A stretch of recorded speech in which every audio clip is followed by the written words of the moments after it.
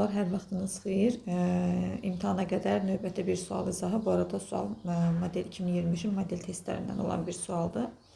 Deməli bizə 2 dənə maddə verib. Paraksilol, bir də keton və nisbi moleküllər arasında əlaqə verir. Görürsünüz, birini A qram, birini isə A-6 qram verir. Gəlin paraksilolun nisbi molekül kütləsini hesablayaq. Paraksilol nə idi uşaqlar? Benzolun homologudur. Benzolun para sözünə görə yadda saxlamaq üçün hər dəfə deyirəm, sanki benzolu yarıya bölünmüşük kimi metil qrupları biri yuxarıda, biri aşağıda olur. Tən yarıdan bölünmüş kimi. Yəni paraksilolda olan karbon sayı C8, benzol homologudsa hidrogenin sayı nə qədər olacaq? H10. Və nisbi molekül kütləsi A-ya bərabərdir. Hesablayaq görək A neçədir? 8 vurmaq 12 plus hidrogen 1 olduğuna görə üstünə 10, 96, o da 10 eləyir 106. Bəs ketonumuz, ketonların ümumi formulu CnH2nO'dur. Bu da A-6'dır. A'nın yerinə də 106 qoyanda MR olur 100. Buradan MR'dən hesablayıb ketonun təkmili karbon sayını tapa bilərik. Karbonun kütləsi 12 olduğuna görə 12N plus 2N hidrogen plus 16 oksigen bərabərdir 100'ə. 14N bərabərdir 84. Buradan da N bərabərdir 6'ya. Yəni bizim ketonumuzun tərkibində 6 dənə karbon atomu var. İndi görə bizə nə deyir? Deyir ki, əsas zəncirində 4-cü karbon atomunun oksidləşmə dərəcəsi -1'dir. Əgər belədirsə biz ketonu yazmağa başlayaq. 4-cü karbon atomu dediyinə görə keton qrupu yaxın olan tərəfdən nömrələyəndə 4-cü karbon atomunu nəzərdə tutur. Keton qrupu üçün bunu yazırıq. C, 4-cü karbon atomu -1 nə deməkdir uşaqlar? Yəni ona sadəcə bir dənə hidrogen atomu birləşib. Çünki üzvü birləşmələrdə karbona birbaşa birləşən hidrogen atomu və yaxud da digər, yəni karbon xarici digər atomlara görə oksidləşmə dərəcəsi müəyyənləşdirilir. Əgər karbonu -1 deyirsə, deməli ona bir dənə hidrogen atomu birləşib. Və biz 6 karbon atomunun 5'ini yazdıq, 4'ünü yazdıq. Bu karbon CH-dırsa uşaqlar, demək ki, bunun bir dənə əlavə karbon birləşib ki, o hidrogeni 1'ə düşüb. Bu da CH3. Digər hidrogen atomlarını da qeyd eləyək. Bu da CH3. Olur bu şəkildə.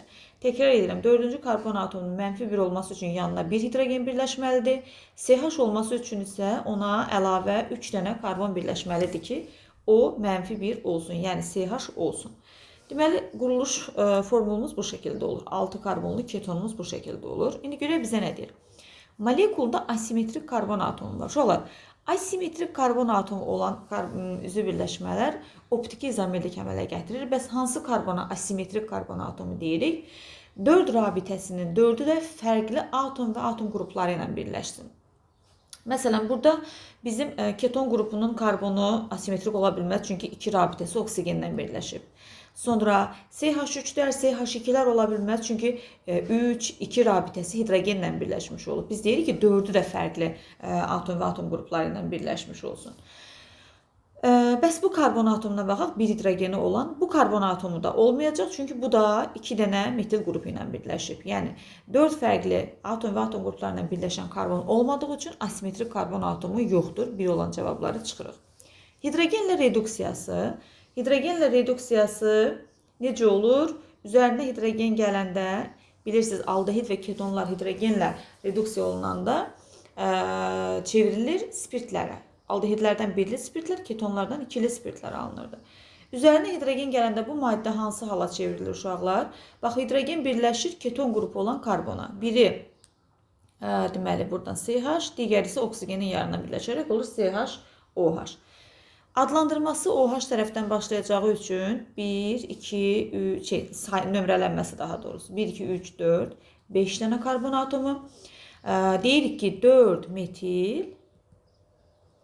Əsas zəncirdə 5 karbon atomu olduğu üçün pentanol.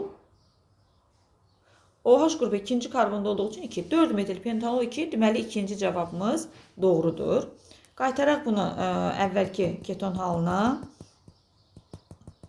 Bir saniye. Aha, keton halına qaytardıq. Söhbət bu maddədən gedirdi, çünki cavablarımız bu maddə üçündür.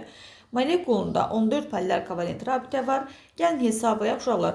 Polymer kovalent rabitə karbonla digər elementlər arasında olan rabitədir. Çünki karbon-karbon arasındakı rabitələr hər biri qeyri-polymer kovalent rabitədir. İndi biz burada polymer kovalent rabitə deyəndə həm karbon-hidrogen arasındakı rabitəni, həm də karbon-oksigen arasındakı rabitəni toplamalıyıq.